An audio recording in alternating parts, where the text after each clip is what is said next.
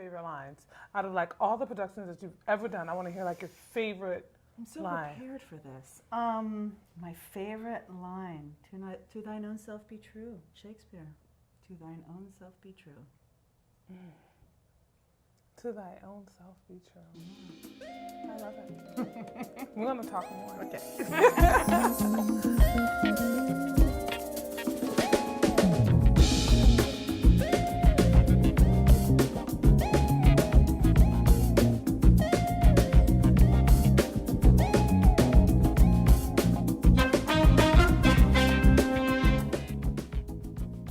Joann, tell us a little bit about you and who you are, not just your title, but tell us a little bit about Joann. I'm Joann. No, I'm, so a little bit about me. My full name is Joann Maria Yarrow, and Maria is because my mom is Colombian, and Yarrow because my dad is British, and it's actually kind of, Yarrow comes from Scotland. So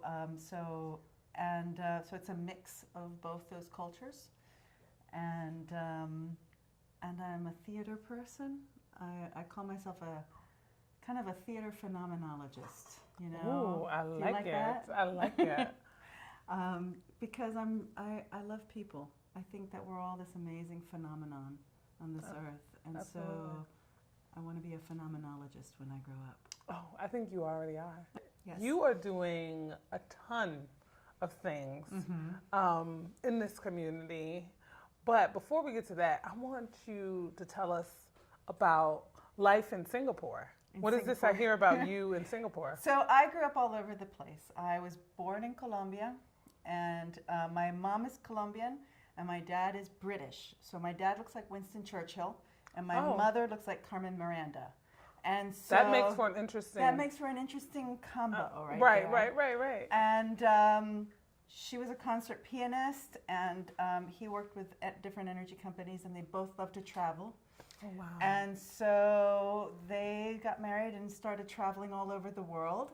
And my father was stationed in Korea at the time, and my mother said, "No, I'm not going to have the kid in Korea. I don't, I'd rather be with my mom and my family." So I was born in Colombia. Wow. And a month later, she left Colombia and we moved to Korea. And then we did Korea, Japan, Indonesia, Galveston, Texas, Singapore. That was like random. Like, sure. Let's just get a little bit of that. Right.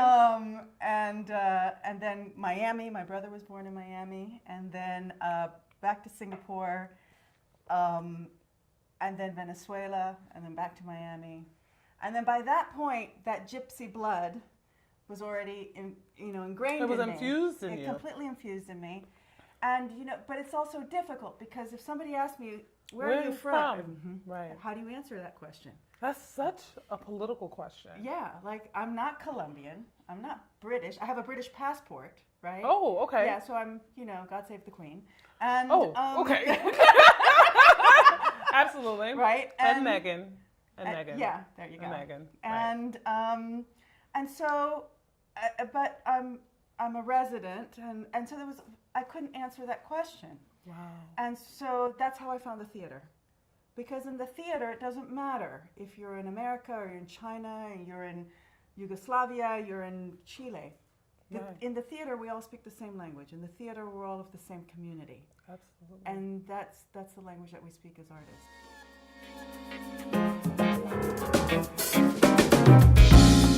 So tell us about that. How your journey to here in theater. To here. So my journey. So I started off, like I said, my grandparents were in Colombia. They didn't speak English, so the only books in there were Shakespeare. So my entering into, I had to read Shakespeare because there was nothing else, and there was no TV, and there was nothing of that sort. So I started getting into literature, and I love literature because you disappear into literature. And then I started getting into dance. And then theater is all the arts. Theater is dance. Theater is visual arts. It's painting. It's set design. It's lighting. It's music. It's everything. So I get to play with every art form. I get to play and collaborate with all kinds of artists, which is what I love. Playwrights and designers and all these really, and I get to play in different languages. Absolutely. I get to literally kind of go and explore another culture by doing a production. So, and it could be any kind of culture. I did a piece based on Japanese folk tales, and that was a whole other world that I walked into, and I got to work with the world's best shakuhachi player, which is a flautist who plays the sound of the human voice with his flute. And I got to work with Olympic boxers. And I got to do a play about boxing and pre-Muhammad Ali, and I didn't even know what a jab was when I started. I walked into the boxing. And now, gym can you like show us some skills? Are your box? I don't want to hurt you. Okay, all right. Well, listen, I'm not going to fight you on that one. But that sounds magical. It is. It is. It's magical, and I think as someone that grew up performing in like my grandparents' living room, right? It's like the ability to like transform spaces, right, into this space that speaks to a group of people, whether you're doing that on stages in Japan, as you said, or in Miami or in Chile or wherever. I learned how to do that in my parents' living room, grandparents' living room, and just put on shows and take spaces and reconfigure them and think about what message, you know, you want to send to the world, and finding out that your message connects with someone's lived experience in a way that they may have not had the courage to express. Exactly. But and you also get to connect with people. Like you and I are having this conversation. But if I'm watching you doing an excerpt of your life as a stage performance, then I get to experience your life with my life. And that's a communal thing. It's like the same way, like when you go to listen to a piece of music and you love this piece of music, you're communing with that artist who's created that piece of music. When you look at a painting, and you can't fake this stuff. I think people say, oh, you do theater, acting, oh, that's pretending. No, there's nothing pretending about it. No. It's about authenticity. You can't fake music. You can't fake a painting. Or when and you can't fake acting. Right. You have to be authentic about who we are, the experience of being human. And that's really all it is at the end of the day. And there's a lot of work that goes into that. Right? So, and part of what this whole space is about is like having women like you tell their stories, and so that those watching can maybe learn a little bit more, maybe receive a little bit more inspiration about like pursuing this type of thing. And I think when it comes to the arts, people look at it and they make all types of assumptions about the amount of work that is poured into it. Well, there is a lot of work that is poured into it. Yeah, there is. I think that the assumption, my favorite line is, I was talking to this guy on the phone, and he's like, oh, I really wanted to be an actor, but I didn't want to be starving. I'm like, friend, I'm not starving. I need to go on a diet. I'm not starving. You're eating right? quite a bit. I have lived my whole life doing theater, right? I haven't done anything but do theater. And I think that I've dedicated. See, there's the difference. You know, it's the quote where, you know, two women are looking at a painting and one woman says to the other, I would give my life to paint like that. And the other woman said, I did.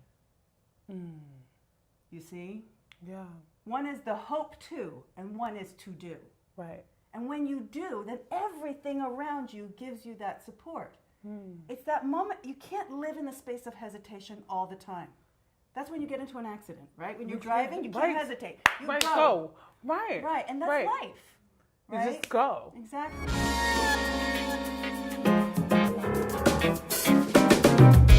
So let's go back to this Annie Easley piece. We talked about it a couple of weeks ago, and I got really excited because I am falling in love with the idea of bringing voice and stories to life that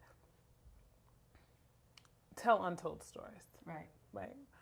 Tell a past that most folks probably do not imagine. So how many of us learned about going to the moon and Neil Armstrong being a part of that process? And it was, you know, but we never think about the Annie Easleys who's behind all of that. I think the movie Hidden Figures kind of brought that topic to light quite a bit. But then we just thought, oh, the 3 hidden figures. But there's so many more. And it's like, this production is going to explore that. Yeah, absolutely. And I think that we're constantly reinventing history, constantly, because every time you go back to history, there's all these people that you've left out, right? It's only one person's perspective, right? And depending on that person's culture is whatever that perspective is. You know, if you look at, you know, Columbus Day, right? Well, on the part of, you know, the Europeans, hey, it's Columbus Day, right? But if you're a Native American, it's a whole different day, right? Right. So we're constantly looking, again, the planet's getting smaller, and the we that we are is that really your experience and your ancestors' experience is my experience, because at the end of the day, we share the same planet. And in terms of Annie Easley, what's really, I mean, again, this is what I love about theater. All of a sudden, I'm in the world of rocket science. You know, it's awesome. It's just a wonderful experience.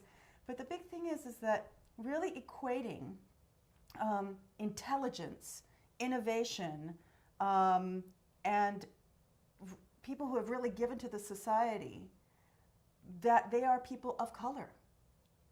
And that is how the tapestry needs to change. Right. The tapestry needs to now add color, because we teach things and we forget that there are other elements to all of those, to that history. Right.